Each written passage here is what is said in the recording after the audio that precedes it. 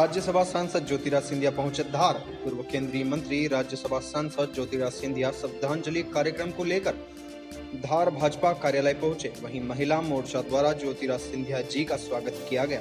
वहीं कार्यालय के कार्यकर्ताओं से मुलाकात की गई। वहीं मंचासीन पर मौजूद राज्यसभा सांसद ज्योतिराज सिंधिया, धार महू सांसद छतर सिंह दरबार, नीना विक्रम वर्मा, उद्योग मंत्री राजवर्धन सिंह दत्तीगांव, कैबिनेट मंत्री तुलसी सिलावट, धार प्रभारी मंत्री डॉक्टर प्रभु राम चौधरी, भाजपा धार जिला अध्यक्ष राजू यादव, पूर्व कैबिनेट मंत्री रंजना बघेल, पूर्व विधायक मुकाम सिंह किराड़े, पूर्व विधायक वेल सिंह भूरिया, भाजपा प्रदेश कार्य समिति सदस्य दिलेश पाटोदिया, प्रदेश कार्य समिति सदस्य विनोद शर्मा, प्रदेश कार्य समिति नीरज निगम गुना मौजूद थे। वहीं सिंधिया जी ने कहा 2 गज की दूरी, मास्क है जरूरी। वहीं बगैर मास्क वालों को कहा गया अगर मुझे मानते हो तो मास्क लगाएं। वहीं वैक्सीन लगाने के लिए कहा गया ताकि भारत तीसरी लहर से सुरक्षित रहे। वहीं कार्यकर्ताओं से मुलाकात की गई। उसके पश्चात सिंधिया पूर्व केंद्रीय मंत्री विक्रम वर्मा के निवास पर भोजन कर इंदौर के लिए प्रस्थान कर गए। धार से राहुल सेन मांडव की रिपोर्ट।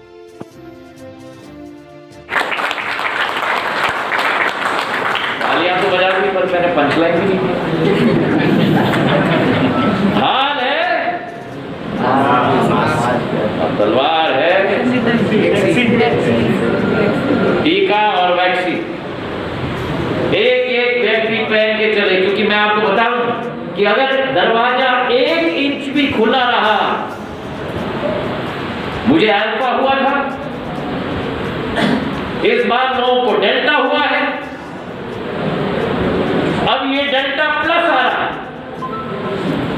अगर 1 इंच भी दरवाजा खुला रहा, जिसको अल्फा हो गया उसको डेल्टा भी हो सकता है, जिसको डेल्टा हुआ है उसे डेल्टा प्लस भी हो सकता है। और अगर 1 इंच दरवाजा हमने खुला रखा, वो वायरस आके पूरे घर को और पूरे प्रदेश को और पूरे देश को नष्ट करके छोड़ दिया। तो सावधानी बरत के रखना, 2 गज की दूरी, मास्क है जरूरी। 2 गज की दूरी, मास्क है जरूरी। अगर सच्ची श्रद्धांजलि हमें देना है उन दिवंगत आत्माओं को, तो हमको, अपने परिवारों को, आसपास के लोगों को ये सीख देनी होगी। तभी इस कोरोना के वार में संयुक्त रूप से, जब एक ही मोती के माले में हम लोग पिरोकर इसका सामना करेंगे, तभी इस कोरोना का निपटारा आप और हम मिलकर संयुक्त रूप से कर पाएंगे। कई घरों में मैं गया हूं, में लिए जाने के कयास लगाए जा रहे हैं, क्या कहेंगे? आप मुझे कितने साल से जानती हैं? मैं अब कल रात को मेरा दौरा 11:30-12 बजे खत्म हुआ। आज मेरा दौरा 1 बजे के पहले खत्म नहीं होगा, मुझे इंदौर तक प्रस्थान करना है। कल मेरा दौरा 3 जनों का है। मेरी विचारधारा और सोच मध्य प्रदेश की जनता के साथ जुड़ी हुई है और इस कोरोना काल में शोक संवेदना और श्रद्धांजलि देने का ये दौरा है। आज मेरा, जैसे मैंने कहा, मेरा 11वां दिन है। 14 जिले मेरे हो चुके हैं, 3 और जिले में कल कर रहा हूँ। जनता के बीच में उनके दुख दर्द के समय में रहना मैं अपना धर्म मानता हूँ, उसी धर्म का मैं निर्वाह करता हूँ। सिंधिया जी, ये टांडा और अलीराजपुर में महिलाओं के साथ मारपीट हुई है। मुझे सूचना नहीं है कि क्या हुआ है, पर 2-3 घटनाएं मेरे समक्ष में आई और जो सूचना मुझे मिली है उसमें प्रदेश सरकार ने तीव्र एक्शन लिया है। देवास की घटना में लोगों को अरेस्ट भी किया गया है, उनके विरुद्ध सख्त कार्रवाई हो रही है। इतना मैं आपको कह दूं कि शिवराज सिंह जी के नेतृत्व में मध्य प्रदेश में भारतीय जनता पार्टी की जो सरकार चल रही है, कोई भी गलत काम हो महिलाओं के विरुद्ध, किसी भी व्यक्ति के विरुद्ध, किसी को बख्शा नहीं जाएगा।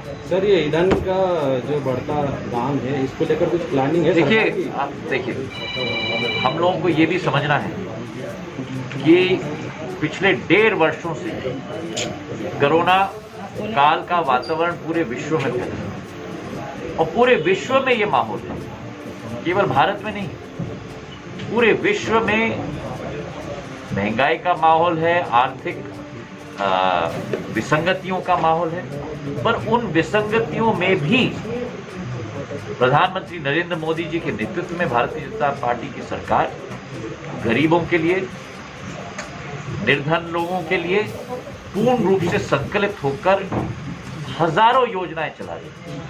अब उनका उल्लेख मुझे करने की जरूरत नहीं है, क्योंकि आप लोग भली भांति परिचित हैं। चाहे राशन की बात हो, दिवाली तक हो की बात हो, चाहे हमारे प्रवासी मजदूरों के लिए बात हो, चाहे एमएसएमई इंडस्ट्रीज के लिए बात हो, हर एक श्रेणी के व्यक्ति के लिए कुछ न कुछ राहत के रूप में सरकार के द्वारा दिया गया है। मनरेगा का एलोकेशन बजट में बढ़ाया गया है। हर चीज़ पर हम लोग कर रहे हैं जितना भी संभव हो, पर जैसे हम लोग अपना घर का बजट बैलेंस करते हैं, वैसे ही देश का बजट भी तो बैलेंस होता है। सर, देश का बजट क्या महंगाई से बैलेंस होगा? कोई भी देश एक केवल मनी प्रिंटिंग मशीन नहीं होती, तो वो देश का बजट भी बैलेंस होना पड़ता है। और थोड़े समय के लिए ये कठिनाई होगी। हमारी कोशिश है कि तीसरा लहर ना हो, पर वो सरकार के ऊपर निर्भर है, वो हम सब के ऊपर निर्भर है। और आपने मेरा अभी वक्तव्य भी सुना। जिम्मेदारी आप पर है, हम पर है, हर एक व्यक्ति पर है। अगर नियमों का हम लोग पालन करेंगे, अगर टीकाकरण अभियान में हम लोग भाग लेंगे, जिसके बारे में कृपा करके आप भी अपने चैनलों के द्वारा जरूर कहिएगा, तो फिर देश जरूर सुरक्षित रहेगा। और जब देश सुरक्षित रहेगा तीसरी लहर से, आर्थिक गतिविधियां भी हमारी बढ़ रही हैं और दोबारा आर्थिक रूप से भी देश पटरी पर जरूर आएगा, जिसके फर्स्ट साइन हम ऑलरेडी देख रहे हैं। राजा भोज की नगरी में सबसे पहले मीडिया की ओर से आपका स्वागत है। कांग्रेस के डीएनए और कांग्रेस को लेकर के आप लगातार अभी टिप्पणियां कर रहे हैं। बहुत ऑफेंसिव टिप्पणियां आ रही है कि कांग्रेस ट्विटर तक सीमित हो गई है। कांग्रेस में ऑफेंसिव क्या है? नहीं, मेरी बिल्कुल आप तो ऐसी बात कर रहे हैं कि जैसे मैं ऑफेंसिव, मैं तो जो वास्तविकता में कह रहा हूं, कांग्रेस का आंतरिक लोकतंत्र कहीं न कहीं नहीं बचा है। नहीं, और बीजेपी को जिस तरह से आपने आपके साथ किया है, मेरा प्रश्न भी आप तक आया, बीजेपी को जिस तरह से आपने अंगीकार किया, आपके साथ किया है, बेसिक डिफरेंस कांग्रेस और भाजपा में क्या देख रहे हैं? जिस तरह से लगातार आप, ऐसा लग रहा है कि जैसे बीजेपी का देखिए, जब मैंने अपना पूरा वक्तव्य दे दिया, मैंने सिद्धांतों की बात की, मूल्यों की बात की, जनसेवा की बात की, हर एक विषय जो आपके प्रश्न के साथ ताल्लुकात रखता है, उस विषय पर लंबी मैंने चर्चा की है अभी। उसके बाद ही आप मूल प्रश्न पूछ रहे हैं, तो या तो आपने मेरा वक्तव्य नहीं सुना, मैं नहीं सुना, तो फिर दोबारा कृपा करके सबने रिकॉर्ड किया। राफेल को लेकर कांग्रेस लगातार फिर से सवाल उठा रही है। देखिए, मैंने कहा ना कि कांग्रेस हर स्थिति में राजनीति ढूंढती है और हर विपत्ति में भी राजनीति ढूंढती है। मुझे तो आश्चर्य है कि कोरोना जैसे विपत्ति में जहां देश के साथ खड़ा रहना चाहिए कांग्रेस को, वो पार्टी वैक्सीन पर प्रश्न चिन्ह उठा रही है, वो पार्टी लॉकडाउन पर प्रश्न चिन्ह, लॉकडाउन किया तो क्यों, लॉकडाउन उठाया तो क्यों, दूसरे वेव में जब हमने राज्यों को अधिकार दिया लॉकडाउन के लिए, राष्ट्रीय व्यापक लॉकडाउन क्यों नहीं किया? अरे आपने तो विरोध किया था ना जब पहला लॉकडाउन का। राज्यों को अधिकार दिया जाए तो क्यों, राज्यों को अधिकार न दिया जाए वैक्सीन प्रोक्योरमेंट के लिए तो क्यों? तो कांग्रेस मुझे लगता है अपने आप में उलझी हुई है। एक ही काम है प्रश्न उठाने का, और अगर आपत्ति में भी अगर विरोध ही इसको कांग्रेस को दिखता है, तो कांग्रेस ने तो अपना भविष्य अपने आप ही चुन लिया। चलिए, बहुत बहुत धन्यवाद।